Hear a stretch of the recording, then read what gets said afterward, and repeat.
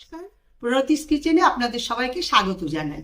আজকে আমি একটা নিয়ে এসেছি নতুন বাঙালি রেসিপি, এঁচোড় চিংড়ি। এঁচোড় চিংড়ি বানানোর জন্য উপকরণ হলো চিংড়ি 200 গ্রাম নিয়েছি, 500 গ্রাম এঁচোড়। এঁচোড়টাকে আমি সেদ্ধ করে নুন হলুদ মেখে সেদ্ধ করে রেখেছি।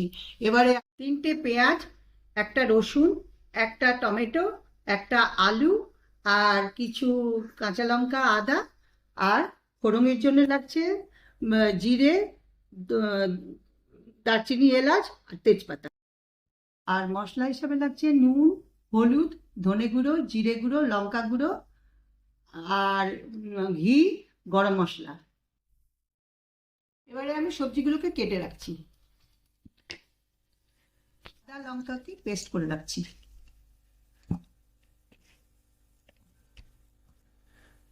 এইভাবে কুচো করে কেটে নেবেন পেঁয়াজ, টমেটো, আলু এবং রসুন। রসুনগুলো আমি একটু হালকা থেতো করে নেব। চিংড়ি মাছগুলোকে আমি নুন হলুদ মাখিয়ে নিলাম।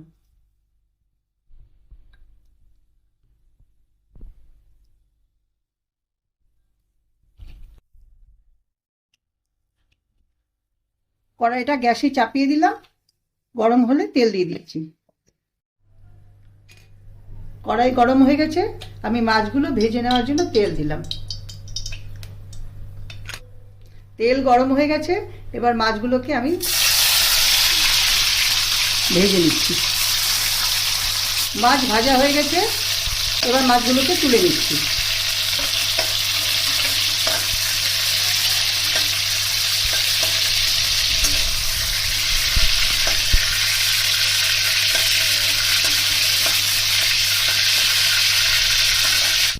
এবার এই তেলের মধ্যে আমি এঁচোড়টা ভেজে নিচ্ছি।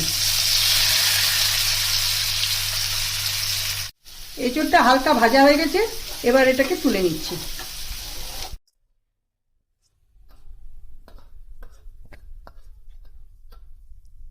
এবার আবার তেল দিয়ে দিলাম কড়াইটায়।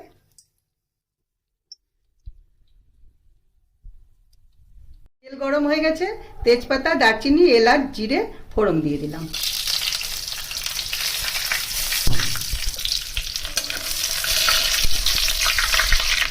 এবারে আমি একে একে সবজিগুলো দিয়ে দিচ্ছি। প্রথমে আলু দিলাম, আলুটা হালকা ভেজে নেব।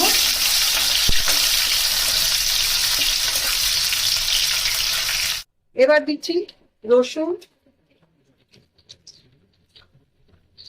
পেঁয়াজ কুচি দিলাম,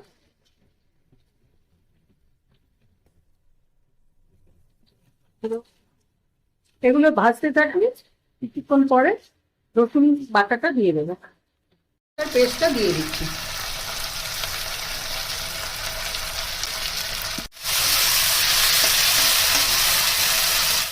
এবার একে একে নুন, হলুদ,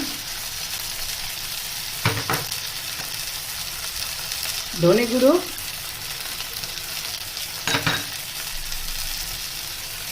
জিরে গুঁড়ো, লঙ্কাগুলো দিয়ে দিলাম। মশলা কষানো হয়ে গেছে, এবার আমি এঁচোড়গুলোকে দিয়ে দিচ্ছি।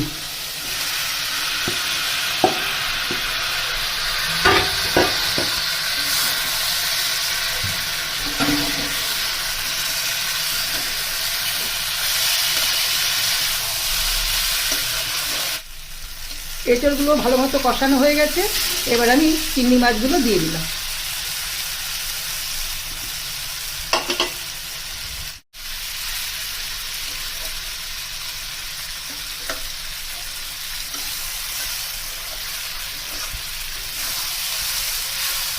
এবারে ভালো মতো কষানো হয়ে গেছে, আমি জল দিয়ে দিচ্ছি।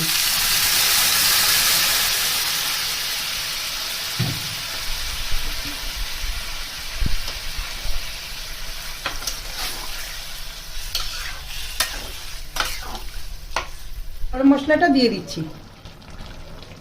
এভাবে কড়াইতে ফুটতে দিয়ে দিলাম।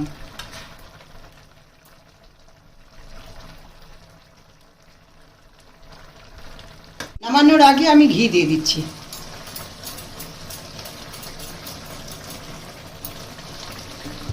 এতে গন্ধটা ভালো আসবে, টেস্টটাও খুব ভালো হবে।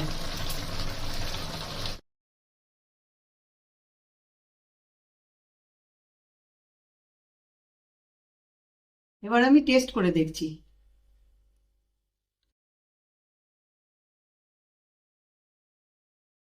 অসাধারণ হয়েছে, খেতে সত্যিই খুব ভালো হয়েছে।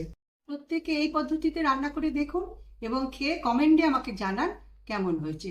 এবং বেশি বেশি করে শেয়ার করুন, সাবস্ক্রাইব করুন, আমার চ্যানেলটাকে আপনাদের বন্ধুদের সঙ্গে শেয়ার করুন।